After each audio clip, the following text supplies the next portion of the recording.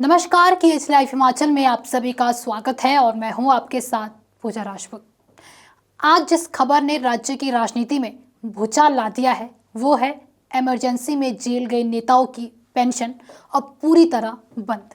जी हां, सुखविंदर सिंह सुक्खू सरकार के बिल को राष्ट्रपति की मंजूरी मिल गई है, यानी अब लोकतंत्र प्रहरी सम्मान योजना का अध्याय बंद हो गया है। ये वही योजना थी जिसे पूर्व मुख्यमंत्री जयराम ठाकुर की सरकार ने साल 2021 में शुरू किया था। इस योजना के तहत आपातकाल यानी 1975 के दौर में जेल जाने वाले नेताओं को 12 से 20 हजार रुपए तक की मासिक पेंशन दी जाती थी। कुल 105 लोगों को इसका लाभ मिल रहा था, जिनमें शांता कुमार, राधा रमन शास्त्री और सुरेश भारद्वाज जैसे वरिष्ठ नेता भी शामिल थे। लेकिन सत्ता बदलते ही कांग्रेस सरकार ने इस योजना को राजकोष पर अनावश्यक बोझ बताते हुए इसे बंद करने का फैसला लिया। सरकार का कहना है, हम जनता के टैक्स का पैसा जनता के हित में खर्च करेंगे, किसी राजनीतिक वर्ग या फिर सम्मान राशि देने में नहीं। साल 2023 में विधानसभा से पारित हुआ बिल राजभवन से होते हुए राष्ट्रपति भवन पहुंचा था। राज्यपाल ने पहले इस पर आपत्तियां जताई थी, लेकिन अब राष्ट्रपति ने सुक्खू सरकार के फैसले पर मुहर लगा दी है, यानी अब कानूनी रूप से यह योजना खत्म हो चुकी है। दिलचस्प बात यह है कि इसी मामले पर हिमाचल हाई कोर्ट ने 3 अप्रैल 2024 में आदेश दिया था कि जब तक बिल पर अंतिम मंजूरी नहीं मिलती तब तक पेंशन जारी रखी जाए। हाई कोर्ट के आदेश के बाद लोकतंत्र प्रहरियों को पेंशन दी गई थी। अब मंजूरी मिल चुकी है, इसलिए ये भी संभव है कि राज्य सरकार इन राशियों की रिकवरी पर विचार भी करे। अब सवाल ये है, क्या ये सिर्फ एक योजना का अंत है या फिर राजनीतिक विचारधारा के टकराव की कहानी?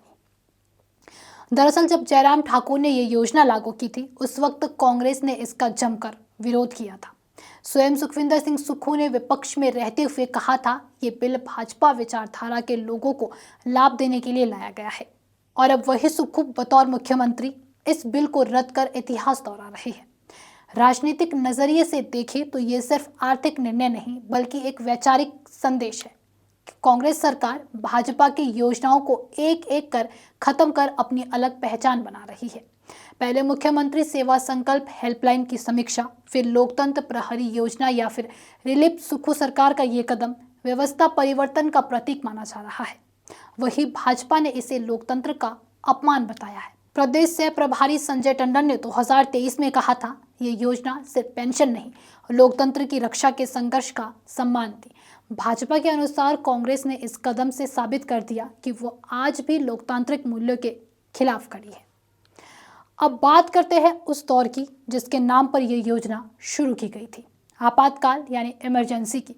भारत में आपातकाल 25 जून 1975 को घोषित किया गया था, जब तत्कालीन प्रधानमंत्री इंदिरा गांधी ने राष्ट्रपति फखरुद्दीन अली अहमद से संविधान के अनुच्छेद 352 के तहत राष्ट्रीय आपातकाल की घोषणा करवाई थी।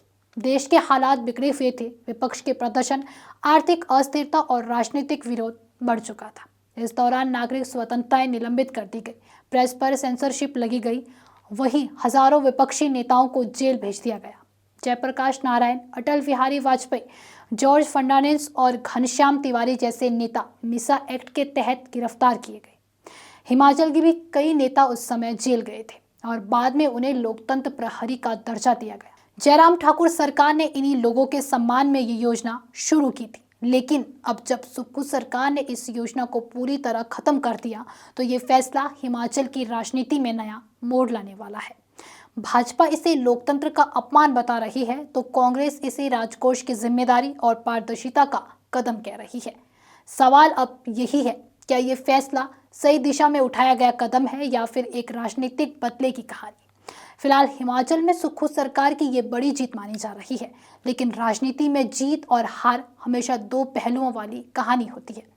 इतना तो तय है कि हिमाचल में लोकतंत्र प्रहरी योजना का अंत राज्य की सियासत में एक नया अध्याय जरूर खोल गया है।